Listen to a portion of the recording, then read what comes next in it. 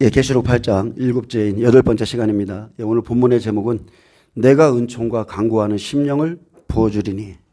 자, 이 심령이 저와 여러분에게도 부어지길 원합니다. 은총과 강구하는 심령. 자, 이 심령이 부어지면, 이 은혜가 부어지면 여러분 통곡이 나오죠? 정말로 사람이 어떻게 저렇게 울 수 있는가 할 정도로 꺼이꺼이 하면서 창자에서부터 뒤틀리는 그런 회개가 막 터집니다. 그래야 주님을 깊이 알아요. 그 은혜를 떠나지가 않게 돼요. 그래서 우리에게 이 은혜가 있길 원합니다. 지금 우리가 이스라엘의 구원에 대해서 살펴보고 있지만, 자, 이방인의 때가, 이스라엘의 구원의 시작은 이방인의 때가 끝났다는 거예요. 구원의 시기가 마쳤다는 거예요. 그래서 만약에 이스라엘에서 지금 우리가 전파하는 이 말씀이, 이 일이 일어났다고 그러면 우리의 구원의 시간사는 지금 닫힌 겁니다. 그래서 여러분이 지금 구원받으셔야 되고, 여러분이 지금 은총과 강구하는 심령을 받아서 하나님 앞에 회개함으로 영적으로 잘 준비되고, 하나님의 선택한 자, 내가 그를 선택하여 함께 하겠다, 그런 그리스도의 신부가 되시기를 축복합니다. 계시록 8장 3, 4절에 보면 또 다른 천사가 와서 제단 곁에 서서 금 향로를 가지고 많은 향을 받았으니 이는 모든 성도의 기도와 합하여 보좌 앞 금 제단에 드리고자 함이라. 향연이 성도의 기도와 함께 천사의 손으로부터 하나님 앞으로 올라가는지라. 자, 계속적으로 살펴봤지만 이스라엘의 회개 운동은 7째 인에서 기도를 통해서 시작됩니다. 여러분, 기도하다 보면 하나님의 은혜가 내려옵니다. 하나님께서 그의 영을 부어주시죠. 그러면서 하나님을 깊이 만나게 되고, 그렇게 하나님의 강권적인 은혜 가운데 이스라엘이 큰 회개 운동이 일어납니다. 이스라엘의 복음이 들어가는 것은 스가랴서에 정확히 기록해 놓았고, 사실 스가랴뿐만이 아니라 모든 선지서에 마지막 때 이스라엘이 하나님이 강권적인 은혜 가운데 돌아올 것과 그들이 회개할 것을 기록해 놨습니다. 오늘은 스가랴 12장 10절에 14절 말씀을 살펴볼 건데, 마지막 때 이스라엘 백성들이 은총과 강구하는 심령을 받아서 회개합니다. 자, 이 일은 언제 일어나느냐? 바로 지금 우리가 살펴보는 계시록 8장 3, 4절. 하늘이 반 시간쯤 고요한 시간에 일어나고, 이 회개의 기도가 천사의 손으로부터 하나님 앞으로 올라가는 것은 바로 하나님의 구원의 시간입니다. 그래서 이스라엘 백성들이 구원을 받을 때의 배경을 좀 살펴보면, 자, 스룹바벨이 성전의 기초를 놓을 때이고, 또한 천하 만국이 모여서 이스라엘을 치고자 할 때에 예루살렘을 모든 민족에게 치하는 장과 무거운 돌이 되게 하시겠다고 약속했습니다. 스가랴 12장 1절부터 좀 살펴보면 이스라엘에 관한 여호와의 경고의 말씀이라. 여호와 곧 하늘을 펴시며 땅의 터를 세우시며 사람 안에 심령을 지으신 이가 이르시되, 보라, 내가 예루살렘으로 그 사면 모든 민족에게 취하게 하는 잔이 되게 할 것이라. 예루살렘이 에워싸일 때에 유대에까지 이르리라. 그날에는 내가 예루살렘을 모든 민족에게 무거운 돌이 되게 하리니 그것을 드는 모든 자는 크게 상할 것이라. 천하 만국이 그것을 치려고 모이리라. 여호와가 말하노라. 그날에 내가 모든 말을 쳐서 놀라게 하며 그 탄자를 쳐서 미치게 하며, 유다 족속은 내가 돌보고 모든 민족의 말을 쳐서 눈이 멀게 하리라. 유다의 우두머리들이 마음속에 이르기를 예루살렘 주민이 그들의 하나님 만군의 여호와로 말미암아 힘을 얻었다 할지라. 자, 그날의 전쟁의 승리가 만군의 여호와로 말미암아 승리하는 것을 확신할 수 있도록 하나님의 손이 친히 대적들을 멸하시고 자기 백성들을 보호하실 것이라 했습니다. 6절부터 계속적으로 이어지는 말씀은 그날에 내가 유다 지도자들을 나무 가운데 화로 같게 하며 곡식단 사이에 횃불 같게 하리니 그들이 그 좌우에 에워싼 모든 민족들을 불살할 것이요 예루살렘 사람들은 다시 그 본 곳 예루살렘에 살게 되리라. 여호와가 먼저 유다 장막을 구원하리니 이는 다윗의 집의 영광과 예루살렘 주민의 영광이 유다보다 더하지 못하게 하려 함이니라.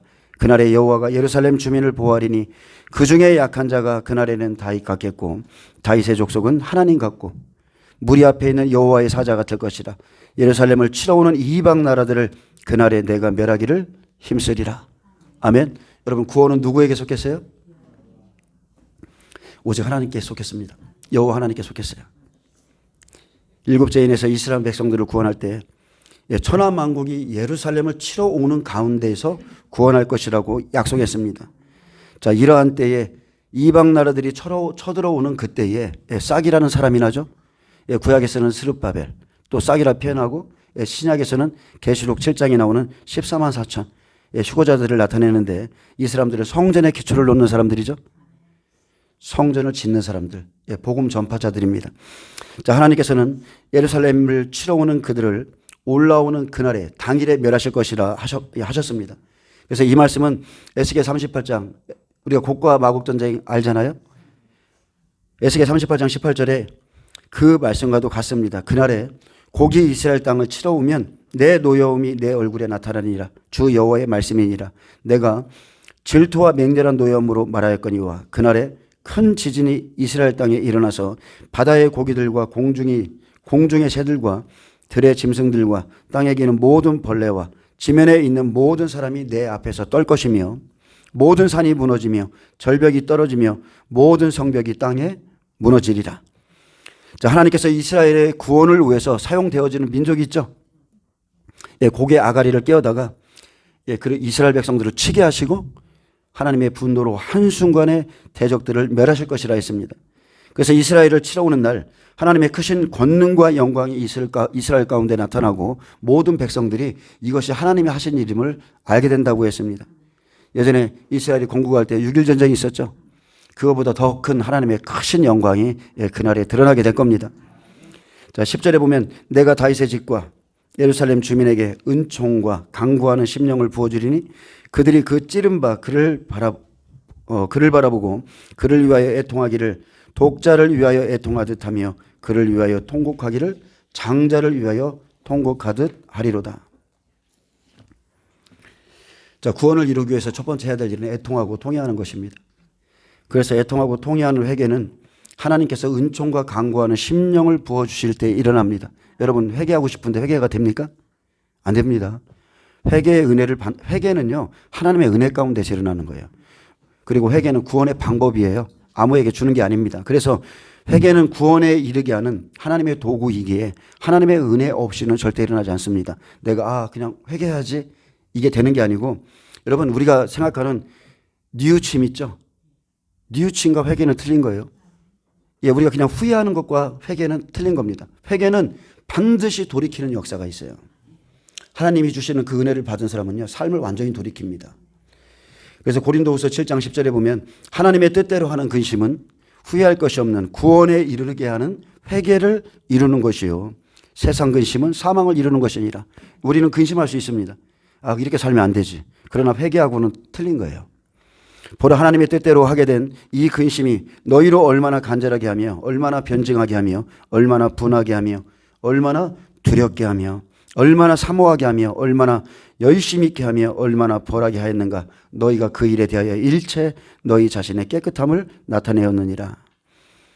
자, 1절부터 시작된 이 가시적인 육적인 구원이 이제 영적인 구원으로 내용이 전환되죠.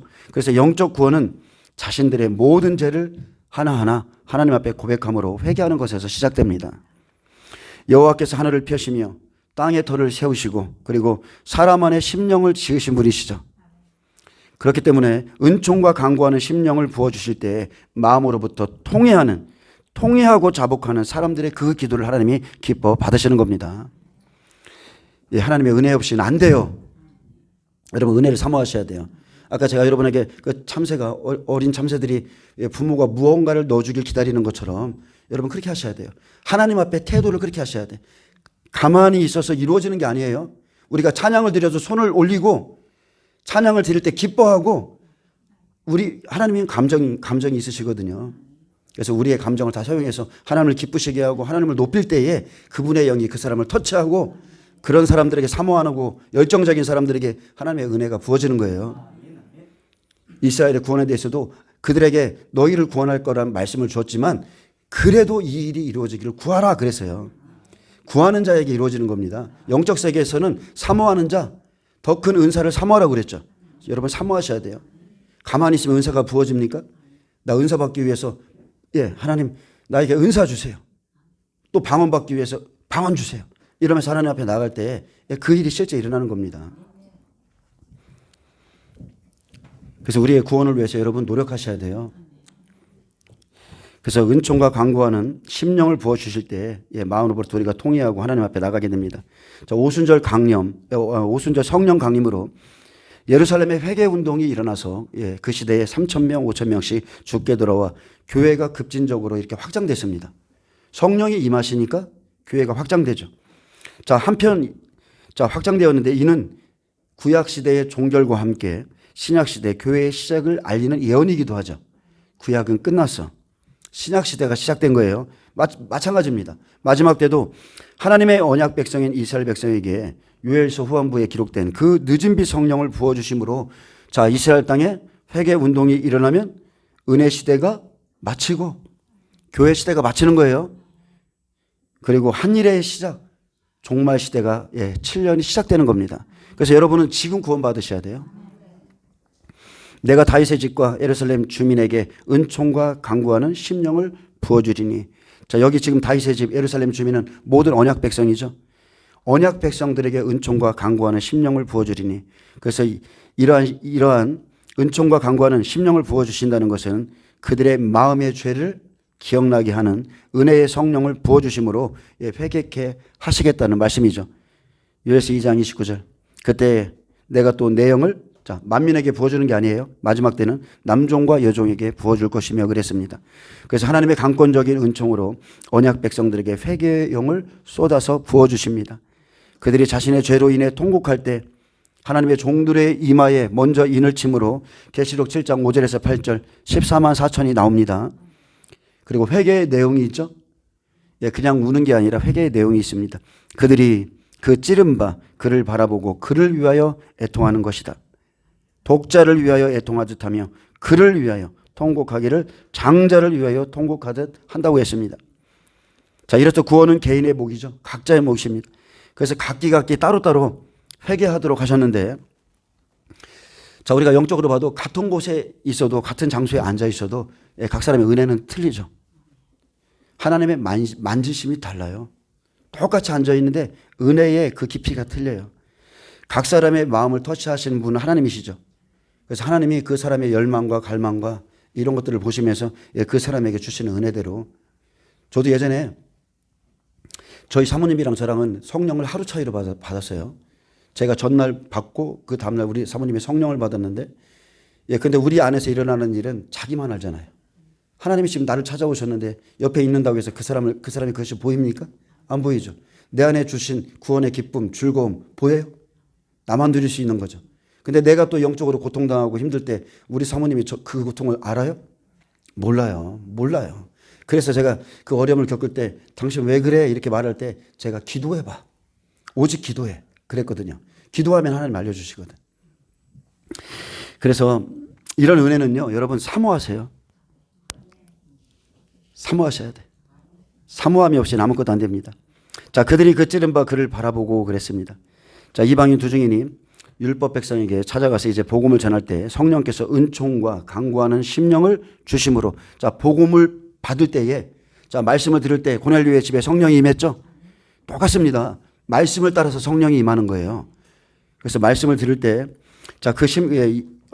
이런 심령을 주심으로 마음으로부터 그들의 조상들이 찌른 그 예수님을 바라보고. 아멘. 저도 십자가에 달리신 예수님을 이 은혜 가운데에서 바라봤거든요. 1시간을 봤어요. 십자가에 달리신 예수님을. 그래서 마음으로부터 그들의 조상들이 찌른 예수님을 바라보고 통곡과 애통 속에서 그렇게 예수님을 만나는 겁니다. 내가 죽였구나. 나의 조상들이 죽였구나. 그러면서 영 가운데서 만나는 거예요.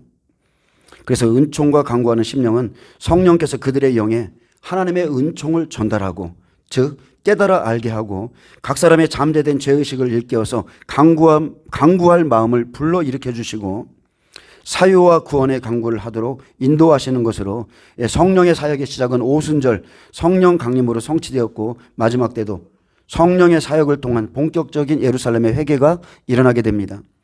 이 일이 일어날 때가 한일의 시작, 7년의 시작이고요. 이들의 회개하는 모습은 매우 철저하게 기록해놨습니다.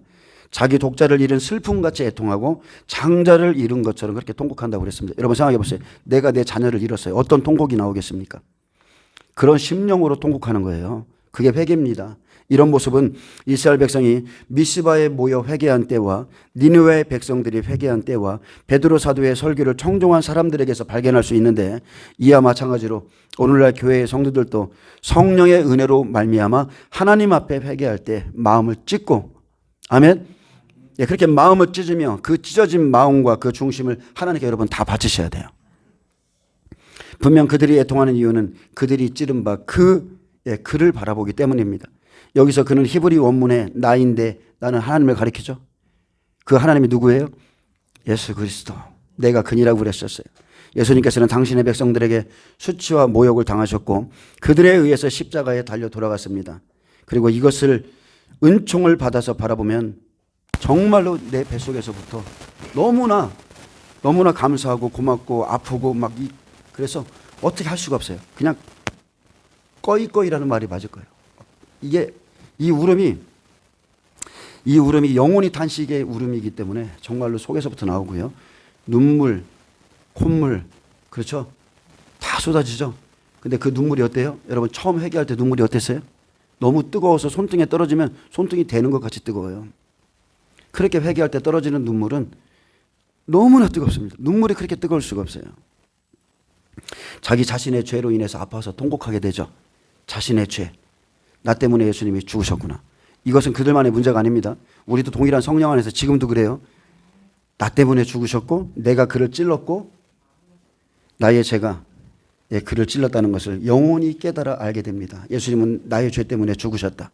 그렇게 성령의 감화 감동을 통해서 그들이 찌른바된 그리스도를 깊이 생각하고 그리스도를 바라보고 독자의 죽음을 슬퍼하듯이 독자의 죽음은 출애굽 당시에 애굽 사람들이 장자의 죽음을 슬퍼했죠.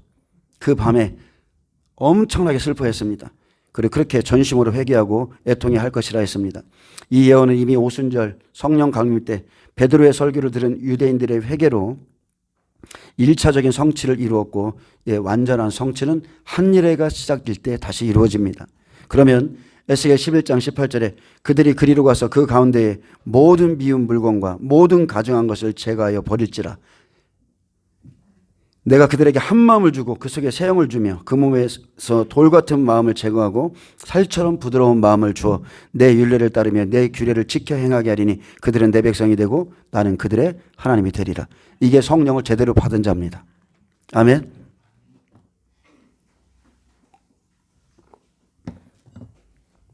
우리에겐 지금 성령을 받을 수 있는 기회가 열려 있습니다. 여러분이 사모하기만 하시면 돼요. 여러분이 작정하면서 금식하면서 하나님께 나가면 얼마든지 받을 수 있습니다. 자, 이 사람들 보면 삶이 바뀌죠. 주님께서 한 마음 주고 그 속에 새 영을 주고 돌 같은 마음을 제거하면 부드러운 마음을 주면 그 사람들이 율례를 따르고요. 규례를 지키게 돼 있고 그때 그것을 지켜 행할 때 그들은 내 백성이 되고 나는 그들의 하나님이 되리라 했습니다. 죄를 제거해야 진정한 하나님의 백성이 됩니다. 여러분 믿음과 행함은 언제나 하나였습니다. 아브라함은 본토 친척 아비집을 떠나죠. 자, 믿음의 조상의 시작이 그렇고 예수님의 12 제자도 마찬가지예요. 배와 그물과 아버지 다 버리고 떠나는 겁니다. 이렇게 믿음이 시작되는 건데 믿음과 행함은 언제나 함께 움직이는 거예요. 하나님이 말씀하시면 그냥 말씀대로 따라가는 겁니다. 같이 움직이죠. 그래서 야고보서 1장 22절에 너희는 말씀을 행하는 자가 되고 듣기만 하여 자신을 속이는 자가 되지 말라 했습니다. 여러분 말씀을 안다고 구원받는 거 아닙니다. 말씀을 행하는 자만이 구원받아요. 예수님을 만나고 자신들의 죄악을 버릴 때 진정한 그분의 백성이 됩니다. 회개는 구원의 서정 가운데서 소명과 중생 다음에 오는 과정인데 진정한 회개는 내가 예수님을 찔렀고 내가 죽였다는 것을 시인하고 삶을 완전히 돌이키는 것입니다. 내가 예수 죽인 것을 내 몸에 짊어지고 사는 게 그게 그리스도인의 삶이에요. 그래서 하나님의 뜻대로 예수님께서는 7대 절기를 통해서 일하셨는데 예수님은 유월절 어린 양으로 죽으셨습니다. 실제 그 시간에 죽으셨어요. 유월절 어린 양을 잡는 그 시간에 죽으셨고 그분은 무덤에 계셨죠. 그리고 죄를 제거하는 쓴나물 그분은 오셔서 무교병의 말씀을 주셨고요. 또한 초실절 첫 열매로 일어나서 보호자로 올라가셨고 오순절 성령 강림으로 다시 오셔서 예수님을 영접한 자들의 마음에 너는 하나님의 자녀라고 지금 인쳐졌습니다. 저와 여러분이 바로 그 사람들이에요. 저와 여러분이 이미 성령에 인을 쳐서 하나님의 백성입니다. 또 각 사람에게 나눠주시는 은혜의 분량은 다 다르기에 구속을 받을 때 나타나는 현상도 다르죠. 여러분 각자에게 물어보세요. 어떻게 구원받았어요? 이렇게 물어보세요. 구원받을 때 어떻게 받았어요? 라고 다 틀리죠. 저 여동생은 교회 갔다가 오다가 걸어오는 길에 성령 받았거든요. 성령 받으면서 방언이 시작됐어요.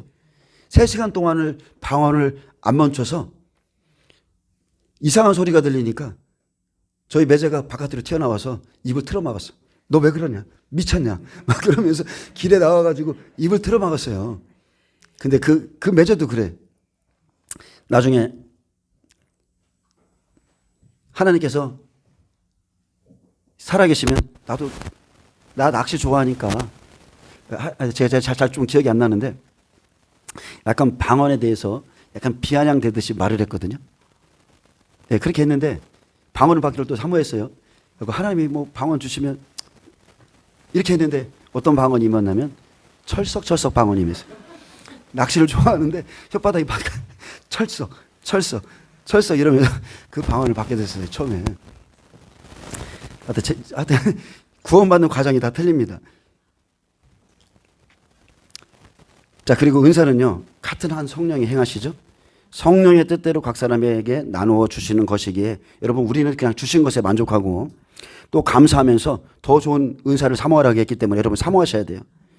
예, 처음에 믿음의 분량대로 은사를 준다고 그랬습니다. 그래서 그 사람이 견디고 감당할 만한 은혜를 주시는 거죠. 내가 감당하지 못하는데 너무나 좋은 은사를 받았다고 해서 그게 좋은 게 아니에요. 제가 아시는 권사님은 예전에 저랑 참 가깝게 지내셨는데 그분에겐 투시의 은사가 있었어요. 사람을 보면 그 사람들의 마음이 읽어진대요. 무슨 생각을 하고 지금 말하는 게 거짓말이라는 게 느껴지는 거야. 괴로운 거예요. 그래서 이렇게 그런 거 분별하게 되니까 너무 괴로워서 나중에는 한 1년 지났나 하나님 앞에 거둬달라고 그렇게 하신 분이 있었거든요. 자, 그래서 하나님은 감당할 만한 은혜를 그 사람에게 주신다는 겁니다. 그리고 더 큰 은사를 사모하라 했기 때문에 여러분 사모하시고요. 이렇게 보면 자, 구원에서부터 여러분 우리가 구원에 관해서 뭐 하나 한 게 있어요? 한 개도 없어요.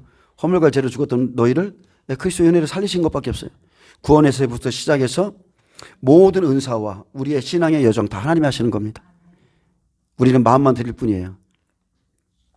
이제 곧 한 일회가 시작될 것입니다. 이스라엘 네타냐후 총리는 이전에 이런 말을 했습니다. 우리는 빛의 백성이고 그들은 어둠의 백성이며 우리는 곧 이사야의 예언을 깨닫게 될 것이다. 이사야가 말한 그 예언이 이루어질 거라는 뜻이죠.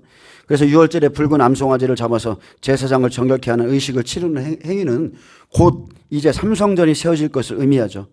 그리고 이제 남은 절기 중에 나팔절. 나팔절에 천사의 나팔이나 그런 나팔이 아니고 여러분 예수님 초림 때 나팔이 누구였어요? 세례 요한이 나팔이었어요.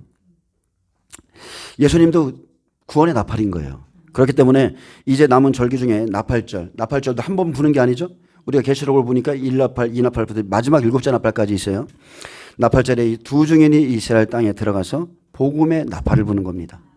예수 그리스도의 복음을 전파하는 거죠. 그러면 모든 사람들이 성령을 통해서 일심으로 회개할 수 있도록 회개의 영을 부어주십니다. 그러면 속죄절에 7개월 동안 통회하고 자복하고 나온 영들이 큰 환난을 통과한 후에 전 3년 반 통과하죠. 어린 양이 어디로 가든지 따라가는 자들, 그 사람들 다 건져내죠. 그리고 그 사람들이 주님의 장막에 들어가는데 대표적으로 14만 4천 이 사람들이 보좌로, 휴거자로서 보좌로 들어갑니다. 장막절에 보좌로 들어갈 사람들. 요한복음 19장 37절에 또 다른 성경에 그들이 그 찌른 자를 보리라 하였느니라. 예수님을 죽인 후손들. 이들은 지금까지 메시아를 기다리지만 그날의 애통과 통곡이 이스라엘 땅에서 일어날 것이라 했고요. 스가랴 선지자는 그날에 있을 전 국가적인 회개의 광경을 역사적 사건을 통해서 비유적으로 묘사했습니다. 11절에 보면 그날에 예루살렘에 큰 애통이 있으리니 무깃도 골짜기 하다 드림몬에 있던 애통과 같을 것이라. 무깃도 골짜기 하다 드림몬에 있던 애통은 지나간 시대의 애통이죠. 실제 이런 일이 있었습니다. 자, 곧 요시야가 무깃도 골짜기에서 있었던 애국과의 전쟁에서 치명적인 사건을 입고 죽게 되는데 그 후에 그의 죽음에 대해 전 이스라엘이 애국한 역사적인 사실을 가리킵니다. 요시야는 하나님을 경외했던 자입니다.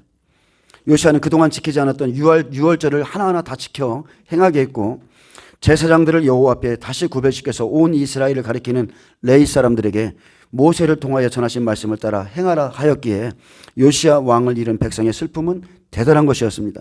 근데 메시아를 찔러 죽인 백성들은 자신들의 자책감이 너무 무거움으로 자신들이 회개할 때에 이렇게 무깃도에서 통치자를 잃은 이스라엘 백성들 같이 애통하게 될 것이라는 것입니다. 역대하 35장 22절에 이 모든 일 곧 요시야가 몸을 돌이켜 떠나기를 싫어하고 오히려 변장하고 그와 싸우고자 하여 하나님의 입에서 나온 느고의 말을 듣지 아니하고, 느고가 그랬거든요. 이 일은 여호와께로부터 나왔다. 나를 대적하지 말라. 이 일은 여호와께로부터 나왔다. 근데 안 믿었어요. 느고의 말을 듣지 않고 무기또 골짜기에 이르러 싸울 때에 활 쏘는 자가 요시야 왕을 쏜지라. 왕이 그의 신하들에게 이르되 내가 중상을 입었으니 나를 도와 나가게 하라. 그 부하들이 그를 병거에서 내리게 하고 그의 버금 병거에 태워 예루살렘에 이른 후에 그가 죽으니 그의 조상들의 묘실에 장사되니라. 온 유다와 예루살렘 사람들이 요시야를 슬퍼하고 예레미야는 그를 위하여 애가를 지었으며 모든 노래하는 남자들과 여자들은 요시야를 슬퍼하니 이스라엘의 규례가 되어 오늘까지 이르렀으며 그 가사는 애가 중에 기록되었더라. 아멘. 이런 사건이 있었고요. 또 열왕기하 9장 27절에 보면 유다의 왕 아하시야가 이를 보고 정원의 정자기를 도망하니 예후가 그 뒤를 쫓아가며 예후가 그 뒤를 쫓아가며 이르되 그도 병거 가운데서 죽이라 하매 이블람 가까운 구루 비탈에서 치니 그가 무기또까지 도망하여 거기서 죽은지라. 그래서 무기또에는 이런 사건들이 있습니다.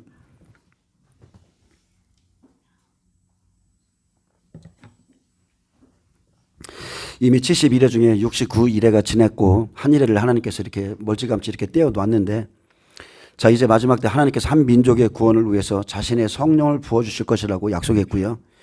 애통의 영, 그 회개의 영을 부어주실지라도 구원은 완전히 개인적인 사건입니다.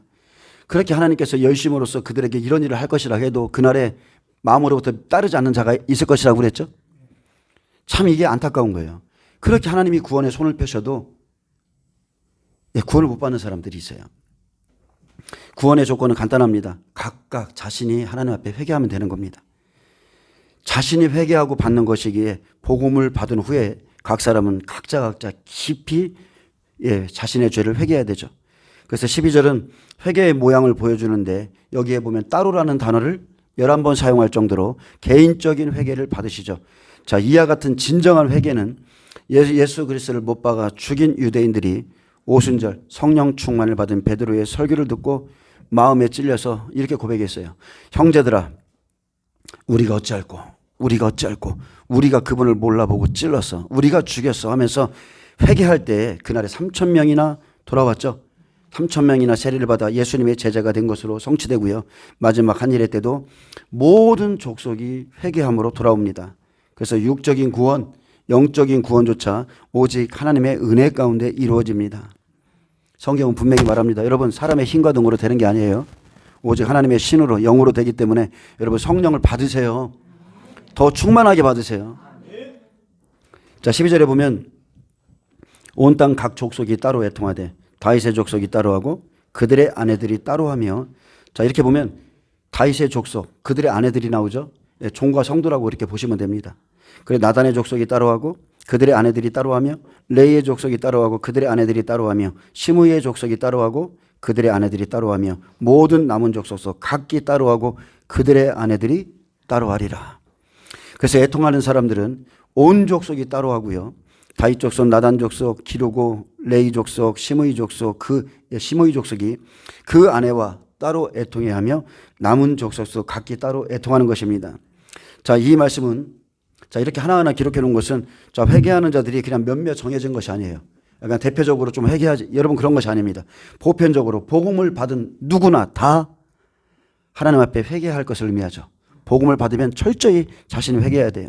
같이 묻어서 못 갑니다. 내 아내가, 남편이 믿음이 좋다고 누군가를 구원할 수 있는 것도 아니고 자녀를 구원할 수 있는 것도 아니에요. 각자입니다. 구원은 각자의 몫이에요.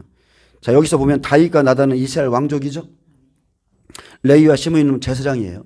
레위와 시므이 족속은 제사장이고, 그리고 온 땅 각 족속과 남은 족속은 평민과 이반 민족을 포함하는 말입니다. 따라서 이 말씀은 모든 사람이 하나님 앞에 회개함을 보여주고, 그 이유는 모든 사람이 하나님께 죄를 범하는 데서 시작되죠. 내가 하나님 앞에 죽어야 될 죄인이라는 것을 깨달으셔야 돼요. 로마서 3장 23절은 말합니다. 모든 사람이 죄를 범하였으며 하나님의 영광에 이르지 못하려더니 그리스도 예수 안에 있는 속량으로 말미암아 하나님의 은혜로 값없이 의롭다 하심을 얻은 자 되었느니라. 또 로마서 6장 23절, 죄의 삭은 뭐예요? 죄의 삭은 사망입니다. 반드시 죽어요. 죄를 지고 회개하지 않으면 죽습니다. 근데 하나님의 은사는 그리스도 예수 우리 주 안에 있는 영생이니라. 그래서 예수님을 믿고 회개하면 영생을 얻어요. 하나님은 구원의 길을 열어놨습니다. 그리고 구원은 이제 각자에게 주시는 은혜이기에 자신들이 따로따로 회개함으로 구원을 얻습니다. 자신의 죄는 자신만이 압니다. 숨겨놓은 죄악들이 있어요. 그것을 하나님 앞에 고백하면 여러분 다 죄사함 받습니다.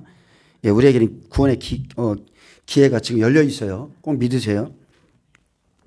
자, 회개할 때 예수님의 보혈로 모든 고백한 죄가 씻겨지고 그때 은혜의 성령이 부어지죠. 여러분 우리가 씻겨지잖아요. 강력한 회개가 일어나면 그 사람들이 오늘 말씀 그대로예요. 제사 드릴 양떼가 되는 거예요. 하나님이 모든 양떼 다 안 받아요. 점 있는 것, 이런 거, 어룽진 것, 막 이스라엘 백성들이 하나님의 성전에서 막 갖다 바칠 때 예수님이 채찍을 휘두르셨죠. 양떼라고 다 받는 게 아니에요. 정결해진 양떼, 제사 드릴 양떼, 3일 전부터 집안이 다 갖다 놓고 흠이 없게 닦이고 해서 드려지는 그 양떼를 받는 거예요. 자, 여러분 그렇기 때문에 신앙은요 개인적인 것입니다. 주께서 내게 주신 구원, 내 안에 두신 기쁨, 자 이런 것들 빼앗을 자가 없죠. 개개인 회개하고 주님을 구주로 영접해야 구원을 얻고 주님이 주신 기쁨도 누리게 되는 겁니다. 그렇게 우리가 공적 예배에 참석한다 할지라도 개인적인 헌신 그리고 개인적인 회개가 있어야 되고 다른 사람이 자신을 위해서 기도한다 할지라도 개인적인 신앙 고백이 반드시 있어야만 구원을 얻습니다. 예수님은 분명히 말했어요. 니고데모 아주 명문 있고 유명하신 그분에게 사람이 거듭나지 아니하면 하나님 나라를 볼 수 없고 자 일단 거듭나지 않으면 첫째 하나님 나라 못 봅니다. 보이지가 않습니다. 온통 땅의 생각밖에 없어요. 그리고 또 하나는 사람이 물과 성령으로 나지 아니하면 하나님의 나라에 들어갈 수 없다 했습니다. 그래서 거듭나기 위해서는 진정한 회개가 필요합니다. 거듭나면 어려운 게 아닙니다. 거듭남은 너무 단순해요. 하나님 앞에 내가 죄인이라는 거 고백하면 됩니다. 먼저 번에 제가 여러분에게 말씀드렸듯이 저희 교회에 어떤 할머니가 올라와서 여기가 교회가 어떤 교회인지 내일 한번 교회 나와본다고 그래서 그러세요? 얼마나 되셨어요? 30년 교회 다니셨다고 그래서 그러세요? 그럼 성령 받으셨어요? 그랬더니 가만히 머뭇거려. 그래서 하나님 앞에 회개하셨나요? 그랬더니 내가 죄인이요? 내가 왜 회개해? 30년을 교회 다녔는데 회개한 적이 없다는 거예요. 도대체 어떻게 교회를 다녔는지 모르겠죠. 근데 의외로 이런 분들이 있을 수가 있어요. 있을 수가 있습니다. 교회 안에는 육과 영이 있습니다. 요한복음 3장 6절에 육으로 난 것은 육이요. 이 상태를 머물러면 안 되겠죠. 육으로 난 것은 육이요. 영으로 난 것은 영이니 내가 내게 거듭나야 하겠다는 말을 놀랍게 여기지 말라. 반드시 교회에 오면 거듭나셔야 돼요. 구약은 회개할 대상을 족속으로 기록했지만 신약은 어떻습니까? 계시록 7장 5절에서 8절. 자, 지파대로 애통할 것이라고 그랬죠. 12지파. 자, 성경에 보면 우리는 하나님의 밭이고 하나님의 집이라고 그랬어요. 성경에는 분명히 씨 뿌리는 자들이 있다고 그랬어요. 히브리서에도 기록되어 있고 예수님도 씨를 뿌리는 자였고 즉 말씀의 씨를 뿌리는 자들, 복음을 전하는 자들을 남자라고 표현하죠. 종들이라고 표현합니다. 종들. 자, 종들이 따로 해야 되고요. 말씀을 받은 아내들, 즉 성도들도 따로따로 애통해야 됩니다. 그래서 교회 안에서 종들과 성도가 다 자기 죄를 가지고 하나님 앞에 따로따로 애통해야 되고요. 자, 그런 기도의 소리가 천사의 손으로부터 하나님 앞으로 다 올라갑니다. 가만히 있어서 절대 구원이 이루어지는 게 아닙니다. 우리에게 구원의 약속을 주셨다 할지라도 가만히 있으면 그 약속은 성취되지 않습니다. 여러분 말씀은 그게 아니에요. 말씀은 말씀대로의 역할이 있고 기도는 기도대로의 그 역할이 있기 때문에 여러분 두 가지 중요성을 알아야 돼요. 성소신앙은 말씀과 성령이 늘 함께 있어요. 말씀과 성령과 말씀이 함께하기 때문에 예수님과 성령님이 늘 함께 하시잖아요. 그리고 그 앞에는 분향단이 있기 때문에 반드시 말씀과 성령으로 거듭난 사람은 기도하게 되어 있습니다. 기도를 안 할 수가 없어요. 반드시 기도하게 되어 있어요. 약속의 말씀을 깨달은 자가 기도 안 합니까? 약속의 말씀을 깨달으면 기도하게 되어 있습니다. 에스겔 36장 37절에 약속이 있을지라도 자기들에게 이루어지길 기도하라 했습니다. 예수님조차 아버지의 뜻이 이루어지기를 날마다 기도하셨고 겟세마네 동산에서조차 땀이 핏방울 되도록 기도하셨어요. 제자들에겐 분명히 말했습니다. 너희가 나와 함께 한 시간도 이렇게 깨어 있을 수 없더냐. 시험에 들지 않게 깨어 기도하라. 기도하지 않으면 반드시 시험 듭니다. 그래서 반드시 그리스도인들은 기도해야 돼요. 내 집은 만민이 기도하는 집이라고 이름까지 주셨어요. 기도는 우리의 영적인 호흡이고 거듭난 자들이 할 수 있는 겁니다. 그래서 기도하는 자는 끊어지지 않고 하나님과 늘 동행하는 삶을 살게 됩니다.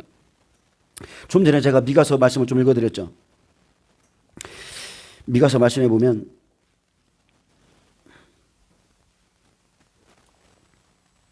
자, 마지막 때의 말씀이 참 군데군데 있습니다. 야곱아, 내가 반드시 너희 무리를 다 모으며 내가 반드시 이스라엘의 남은 자를 모으고 그들을 한 처소에 두기를 보스라의 양떼같이 하며 초장의 양떼같이 하리니 사람들이 크게 떠들 것이며 길을 여는 자가 그들 앞에 올라가고 그들은 길을 열어 성문에 이르러서는 그리로 나갈 것이며 그들의 왕이 앞서가며 여호와께서 선두로 가시리라. 자, 이렇게 말씀한 다음에 미가야가 이제 이스라엘 통치자들을 막 고발합니다. 그래서 하나님 앞에 막 고발해요. 그때 하나님께서는 내 백성을 유혹하는 선지자들에 대한 말씀을 주셨어요. 내 백성을 유혹하는 선지자들에게 화가 있을 것이다. 평강을 외치지만 평강이 없는데. 그죠? 자, 어쨌든 간에 이렇게 미가서에 보면 심판 직전에 하나님의 심판을 하려고 하는데 자, 심판에 대한 말씀을 백성들에게 전해주고 그 다음에 6장에 보면 자, 이스라엘과 여호와께서 변론하시고 그때 미가야가 이렇게 고백합니다. 내가 무엇을 가지고 여호와 앞에 나가며 자, 심판 직전이에요. 심판이 이루어질 것이라고 말씀을 주셨는데 그때 내가 무엇을 가지고 여호와 앞에 나가며 높으신 하나님께 경배할까? 내가 번제물로 일련된 송아지를 가지고 그 앞에 나갈까? 여호와께서 천천의 순양이나 만만의 강물 같은 기름을 기뻐하실까? 내 허물을 위하여 내 마다들을 내 영혼의 죄로 말미암아 내 몸에 열매를 드릴까? 이렇게 하나님 앞에 어떻게 해야 되는지 이스라엘을 심판하시는 그 하나님 앞에서 내가 어떻게 나가야지 이렇게 고민하는데 그때 주님이 말씀이 임하죠. 사람아, 주께서 선한 것이 무엇임을 내게 보이셨나니 여호와께서 내게 구하시는 것은 오직 정의를 행하며 인자를 사랑하며 겸손하게 내 하나님과 함께 행하는 것이 아니냐 그랬습니다. 여러분, 이렇게 되시길 축복합니다. 마지막 때야 이렇게 말할 게 아니라 이 일을 행하시기를 축복합니다.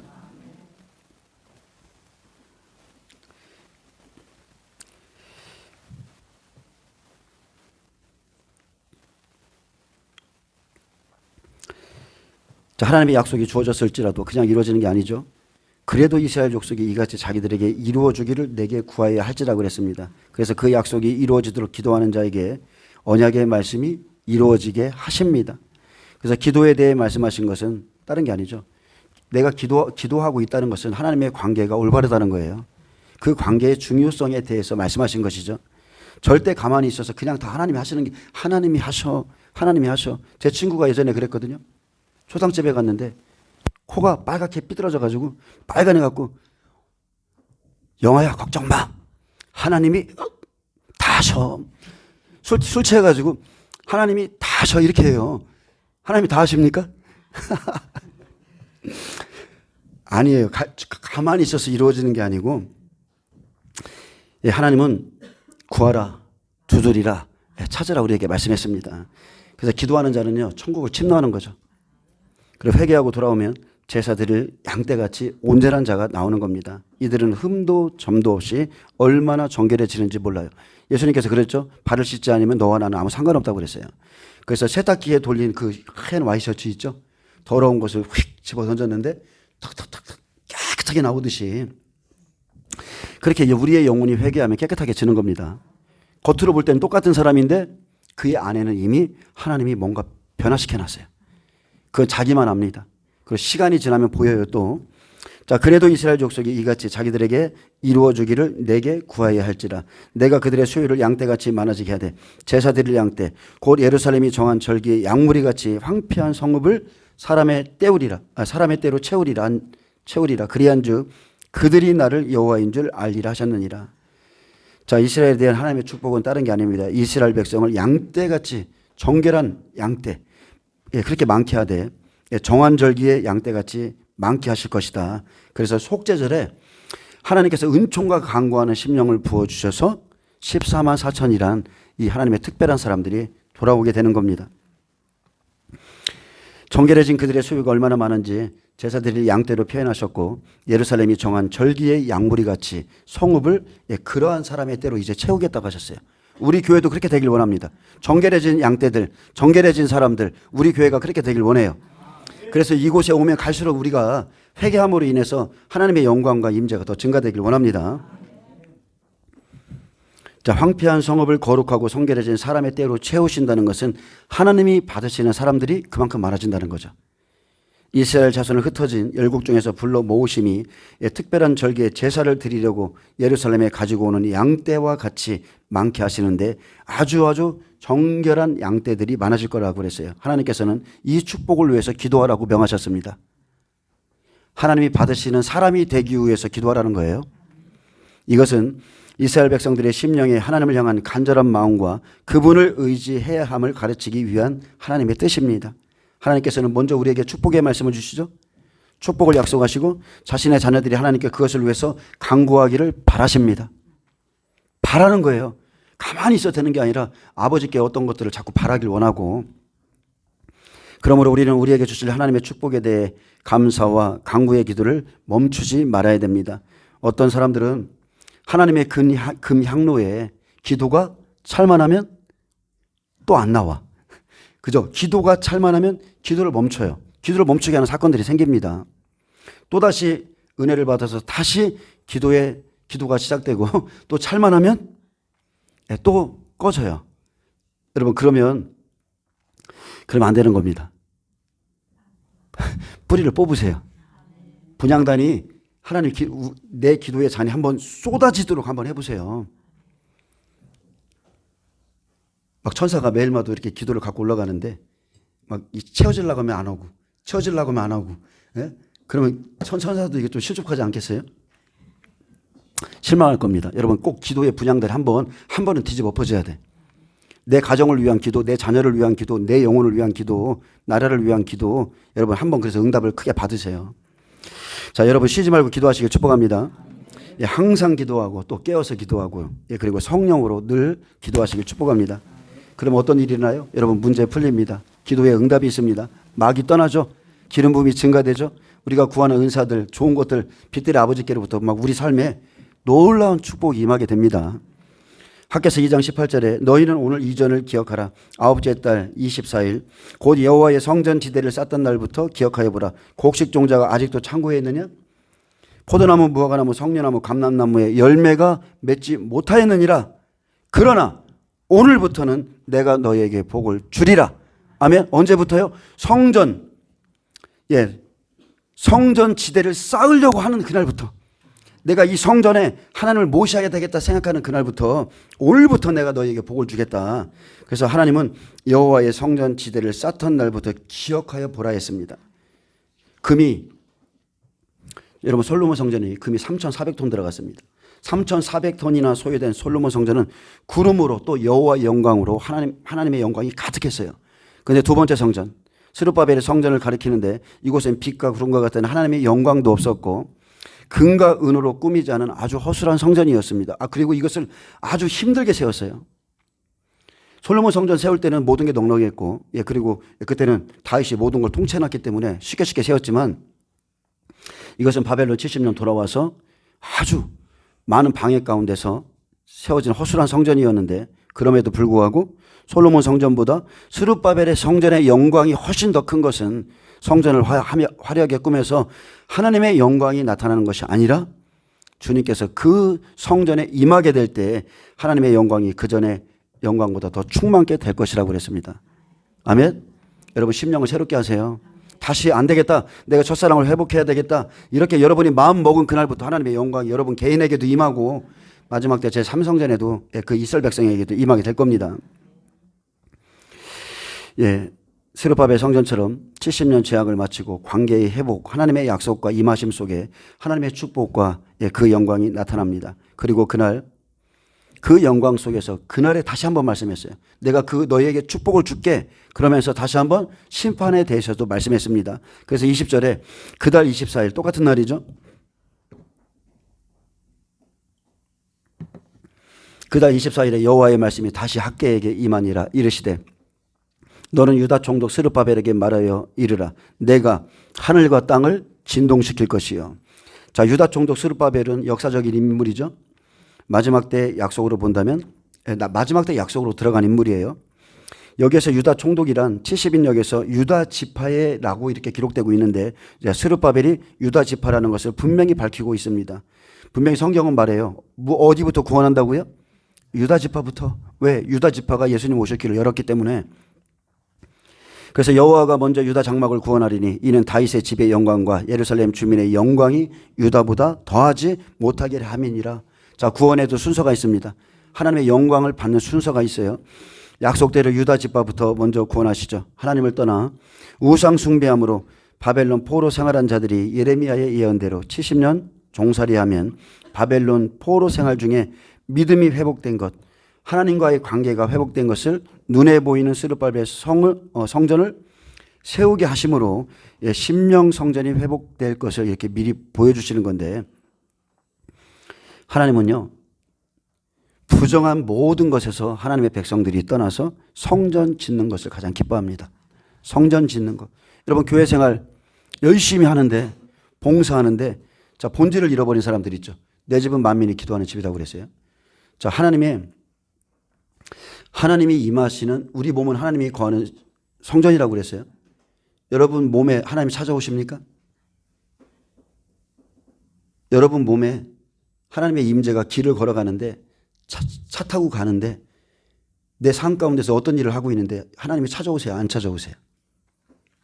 여러분 찾아오셔야 돼요. 반드시 찾아오셔야 돼요. 예수님께서도 기뻐하는 마리아와 그 형제들에게 자주 찾아가셨죠. 나사로, 마리아. 똑같습니다. 하나님이 임하시는 성전, 하나님이 기뻐 찾으시는 그 성전이 여러분 되셔야 돼요. 이것은 관계의 문제입니다.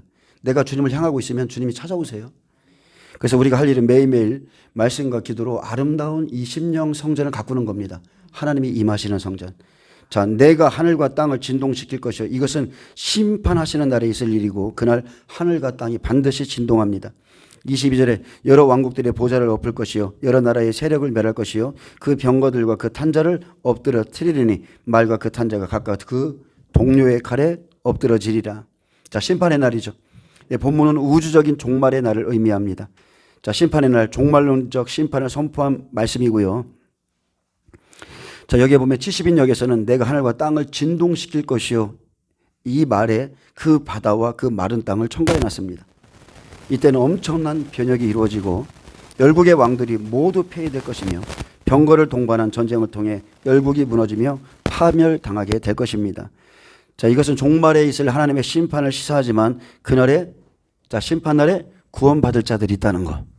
이게 우리의 소망이죠. 반드시 하나님의 심판은 이루어지는데 그날에 구원받을 자들이 있어요. 자, 대표적으로는 스룹바벨 싹 14만 4천.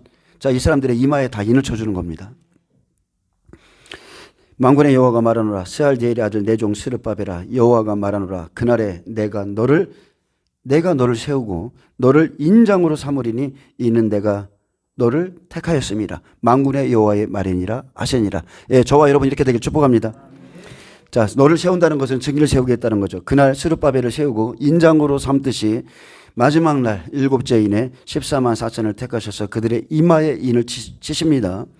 열국을 멸하시는 그날, 하늘과 땅을 진동시키는 그날에 성전을 지은 스룹바벨 이름을 들어서 이스라엘 14만 4천을 세울 것을 미리 보여주셨고, 스룹바벨에게 이렇게 말씀했어요. 그날에 내가 너를 세우고 너를 인장으로 삼으리니 내가 너를 택하였습니다. 자, 여기 내가 너를 세우고라는 말은 원문에 에카 하카로 되어 있어요. 자, 이 말은 선택해서 같이 산다는 뜻입니다. 내가 너를 선택해서 같이 살게, 이 뜻이에요. 근데 특히 이 말은 결혼 상대자에게 쓰여진 말이에요. 그래서 내가 너를 선택하여 같이 살겠다. 너는 나의 영원한 신부다, 이 소리죠. 그래서 여러분 이거 얼마나 놀라운 약속입니까? 이 사람들이 바로 보좌로 가는 자들이잖아요. 예수님과 함께 다스리는 자들. 또 너를 인장으로 삼으리라는 말은 왕이 반주로 인을 치면 누구든지 바꿀 수 없는 확약을 받는 것을 말하죠. 왕이 반주로 인을 쳐놓으면 건들 자가 없어요. 에스더 8장 8절에 너희는 왕의 명의로 유다인에게 조서를 뜻대로 쓰고 왕의 반주로 인을 칠지어다. 왕의 이름을 쓰고 왕의 반주로 인친 조서는 누구든지 철회할 수 없음이니라 하더라. 아멘. 이런 은혜를 주신다는 거죠. 그래서 이제 계시록 7장에서 이스라엘 백성 14만 4천 회개하고 돌아올 때, 자, 이 일이 일어나는데 실제 시간은 일곱째 인입니다.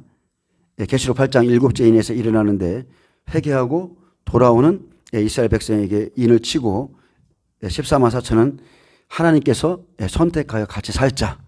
지금 우리가 휴거를 바라고 있잖아요. 많은 그리스도인들이. 아닙니다. 이 사람들이에요. 순교자들과 이렇게 하나님께서 선택해서 같이 살 자들은 이 사람들이에요. 이렇게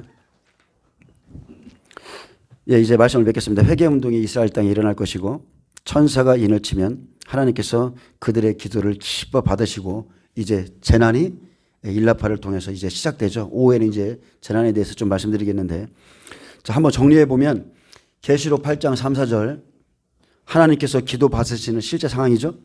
자, 그 시간이 바로 스가랴 12장 12절 각 족속이 회개하는 시간이고요. 이 시간이 또 스가랴 2장 1절에 측량줄을 잡은 시간이고, 자, 회개하려면 측량줄 잡은 사람이 나가야 되겠죠. 복음을 가지고 나가야 돼요.